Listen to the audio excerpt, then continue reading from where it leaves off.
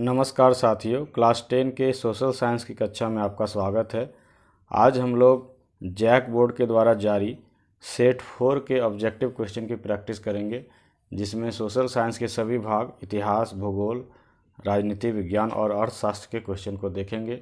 तो चलिए, यह बहुत ही इम्पॉर्टेंट है 2021 के बोर्ड को देखते हुए। तो चलिए शुरू करते हैं हम लोग सेट 4 की प्रैक्टिस। तो पहला क्वेश्चन इतिहास से है। फ्रेडरिक सॉर्यू कौन था? जर्मन का चांसलर, फ्रांसीसी चित्रकार, रूसी दार्शनिक या पुर्तगाली नाविक? तो साथियों, आपकी जो इतिहास की पुस्तक में पहली जो पिक्चर है वो पिक्चर जो है वो फ्रेडरिक सॉर्यू के द्वारा बनाई हुई है, और फ्रेडरिक सॉर्यू जो थे वो एक फ्रांसीसी चित्रकार थे। तो हमारा आंसर होगा फ्रांसीसी चित्रकार।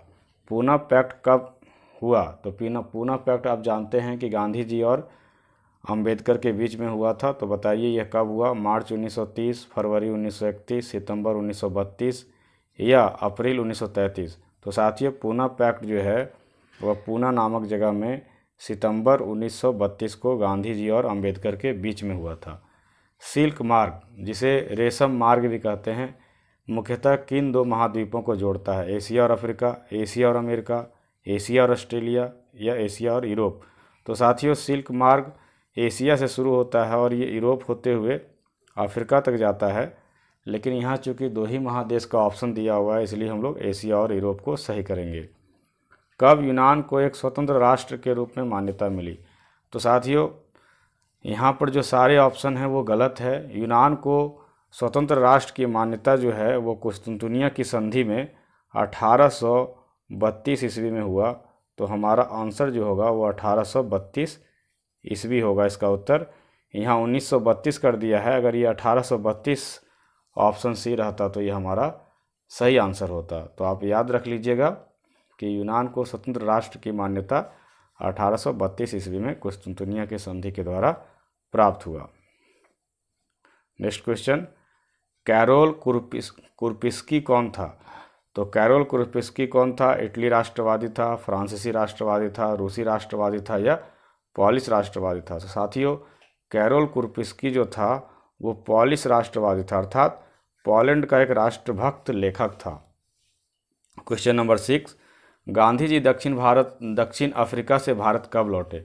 तो साथियों, गांधी जी दक्षिण अफ्रीका से भारत 1915 ईस्वी में लौटे। तो हमारा उत्तर होगा 1915। आप हमको बताइएगा कमेंट बॉक्स में कि गांधी जी दक्षिण अफ्रीका कब गए थे। क्वेश्चन नंबर 7 जो है वो कोष्टक को देख करके रिक्त स्थानों की पूर्ति करना है। तो यह और भी आसान है, क्योंकि दो ही ऑप्शन रहता है और दो ऑप्शन में आपको एक सही ऑप्शन को चुनना होता है। बलूत वृक्ष को खाली जगह का प्रतीक माना जाता है, वीरता का या एकता का? तो साथियों, बलूत वृक्ष जो है वो वीरता का प्रतीक है। बलूत वृक्ष जो है आप देखे होंगे मरियान और जर्मेनिया के मुकुट में बलूत वृक्ष का एक मुकुट रहता था। तो बलूत की पत्तियों का यह वीरता का प्रतीक है। पशुओं में प्लेग की तरह फैलने वाली बीमारी को खाली जगह कहते हैं, क्या कहते हैं? किंडर पेस्ट या रिंडर पेस्ट?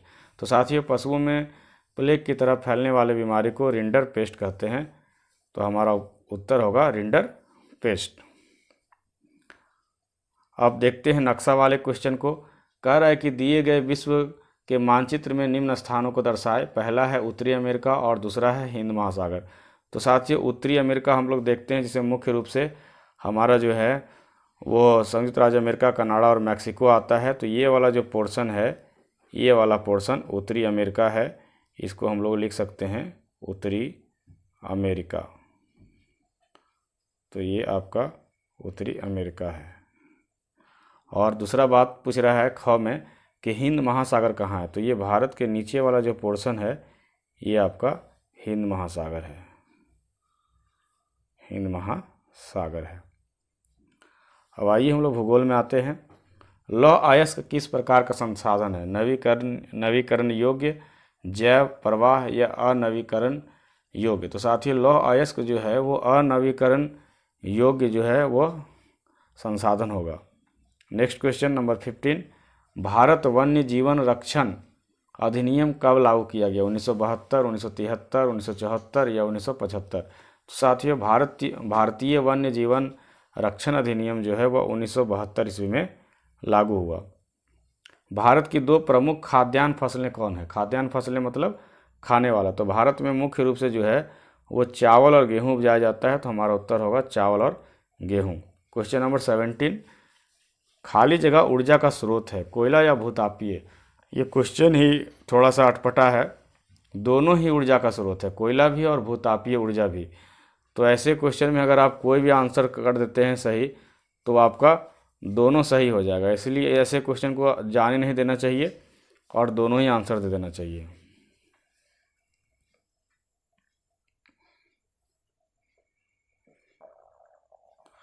अब नागरिक शास्त्र की तरफ हम लोग बढ़ते हैं। अल्पसंख्यक फ्रेंच भाषी लोग तुलनात्मक रूप से किनसे ज़्यादा समृद्ध और ताकतवर रहे हैं? तो आप ये जान रहे हैं कि ये कहानी जो है वो बेल्जियम की कहानी है। बेल्जियम से क्वेश्चन ये पूछा गया है। तो अल्पसंख्यक फ्रेंच भाषी किससे अधिक ताकतवर थे? तो वह डच भाषी से थे, क्योंकि बेल्जियम में दो भाषा भाषी के लोग ज़्यादा थे, एक फ्रेंच भाषी थे और दूसरा डच भाषी थे।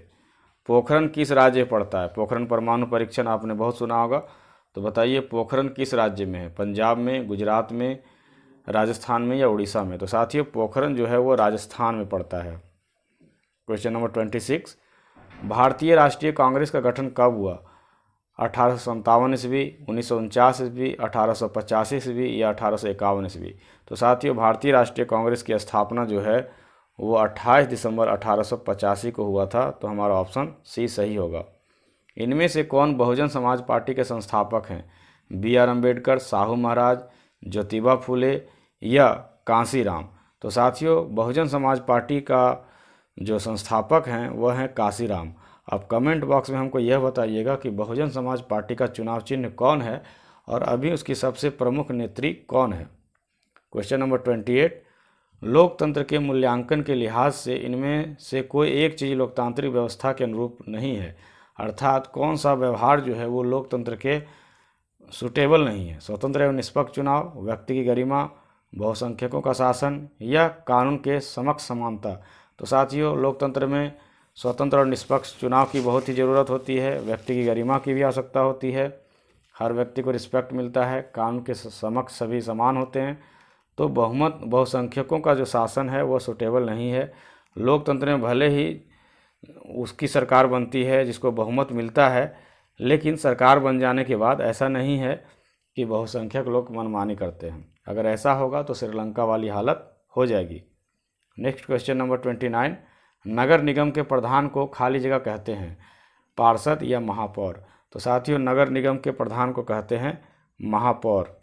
वैसे नगर निगमों को वार्ड में बांटा जाता है, छोटे छोटे वार्ड में शहरों को, और उसे एक एक वार्ड के जो मेंबर चुने जाते हैं उसे पार्षद कहते हैं, लेकिन पूरे नगर निगम का जो प्रधान होता है वह महापौर कहलाता है।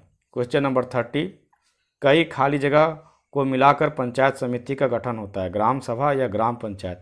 तो साथियों कई ग्राम पंचायतों को मिलाने से ही पंचायत समिति का गठन होता है।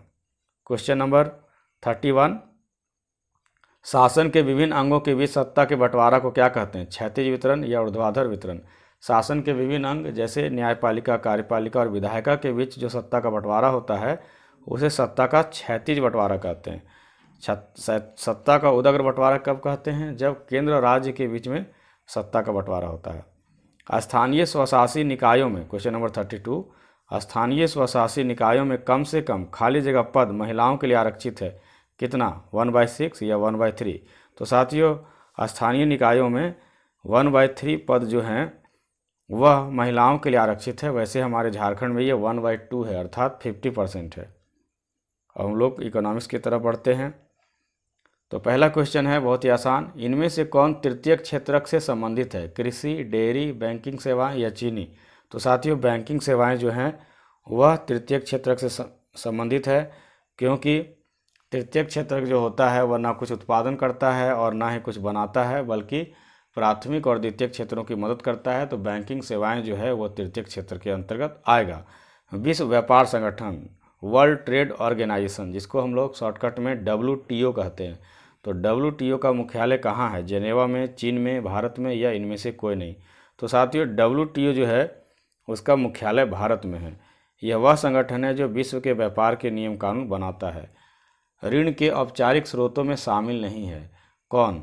बैंक, नियोक्ता, सहकारी समिति या इनमें से कोई नहीं। औपचारिक स्रोत मतलब जो कानूनन रूप से जिसको अधिकार है ऋण देने ऋण लेने का, तो वो कौन है? बैंक है, नियोक्ता है या सहकारी समिति है।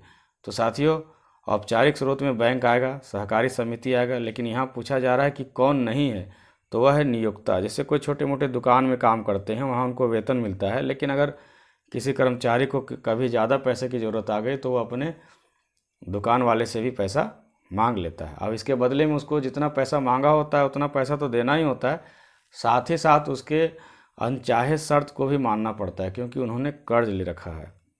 क्वेश्चन नंबर 40, भारत में बैंक कुल जमा राशि का कितना प्रतिशत नकद के रूप में अपने पास रखता है? तो साथियों, भारत में बैंक जो है वो अपने जमा राशि का कुल 20% जमा रखता है। क्वेश्चन नंबर 41, फोर्ड मोटर्स नामक कंपनी भारत कब आई? 1992, 1994, 1993 या 1995? तो फोर्ड मोटर आप जानते हैं कि कार बनाने की बहुत पुरानी कंपनी है, लेकिन यह भारत में अपना काम करना 1995 से शुरू की। डिजाइन या चित्र तैयार करने का काम किससे किया जाता है? पेजर से, कंप्यूटर से, ई बैंकिंग से या इनमें से कोई नहीं? तो साथियों, पेजर जो होता है वह वॉइस मैसेज को सुनने में काम आता है। ई बैंकिंग तो पैसे का लेन देन को कहते हैं। तो कंप्यूटर जो है वो इसका आंसर हो सकता है। तो हमारा उत्तर होगा ऑप्शन बी। और फिल इन द ब्लैंक्स को देखते हैं हम लोग। विभिन्न देशों के बीच परस्पर और तीव्र एकीकरण की प्रक्रिया ही होना चाहिए, यहाँ पर दी लिखा हुआ है। तो विभिन्न देशों के बीच परस्पर संबंध और तीव्र एकीकरण की प्रक्रिया ही खाली जगह है। क्या है? विभिन्न देशों के बीच परस्पर संबंध और एकीकरण वैश्वीकरण है या राष्ट्रीयकरण है? तो साथियों, विभिन्न देशों की बात है, तो यहाँ पर होगा हमारा उत्तर वैश्वीकरण। क्वेश्चन नंबर 44, खाली जगह क्षेत्रक में श्रमिक वस्तुओं का उत्पादन नहीं करते। किसमें वस्तु का उत्पादन नहीं करते? खेती में भी कुछ करते हैं, प्राथमिक क्षेत्र में, द्वितीय क्षेत्र में कुछ बनाते हैं, लेकिन तृतीय क्षेत्र में कोई वस्तु का उत्पादन नहीं होता। जैसे डॉक्टर, टीचर, वकील, ये सब कुछ उत्पादन नहीं करते बल्कि सेवा प्रदान करते हैं। तो तृतीय क्षेत्र हमारा आंसर होगा। क्वेश्चन नंबर 45, बहुराष्ट्रीय कंपनियां अतिरिक्त निवेश के लिए खाली जगह प्रदान कर सकती है। तो बहुराष्ट्रीय कंपनियां अतिरिक्त निवेश के लिए क्या प्रदान कर सकती हैं? धन प्रदान कर सकती है। तो हमारा उत्तर होगा धन। तो इस प्रकार से हम लोगों ने पूरे सोशल साइंस के जो ऑब्जेक्टिव क्वेश्चन सेट 4 में हैं उसको हम लोगों ने बनाया। अगर लॉन्ग क्वेश्चन में भी कभी कोई दिक्कत होता है तो आप कमेंट बॉक्स में लिखिए, मैं आपकी हेल्प करूंगा।